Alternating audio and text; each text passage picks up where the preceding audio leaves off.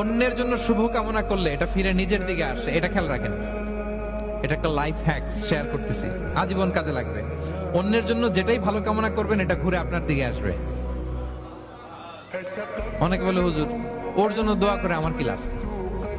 নিজের জন্য আল্লাহ আমারে মাফ করে দাও, আল্লাহ আমারে সমৃদ্ধি দাও, আল্লাহ আমার বেতন বাড়াও, আল্লাহ আমার ব্যবসায় বরকত দাও, আল্লাহ আমার ছেলেরা হাফেজ বানাও, আল্লাহ আমার বউ, আল্লাহ আমার মেয়ে, আল্লাহ আমার আমার আমার সব আমার ভালো আপনি চাচ্ছেন নিজের জন্য, অন্যদের জন্যও চান। আল্লাহ আমার সব ভাইদেরকে মাফ করো, আল্লাহ আল্লাহ আমার গোটা মুসলিম উম্মাকে তুমি বরকত দাও, কল্যাণ দাও, নেতৃত্বে আসার তৌফিক দাও, আল্লাহ সবাইকে সুস্বাস্থ্য দাও। এটা ফিরে আপনার দিকে আসবে। অন্যের জন্য শুভকামনা বহুগুণ বৃদ্ধি হয়ে নিজের দিকে রিটার্ন করে। বিষ্ণু ইসলাম এটাই বলেছেন, মা মিন আবদিন মুসলিমিন ইয়াদউ লিআখিহি বিযাহরিল গায়বি ইল্লা ক্বালা লাহুল মালাকু ওয়া লাকা বিমিসলিন।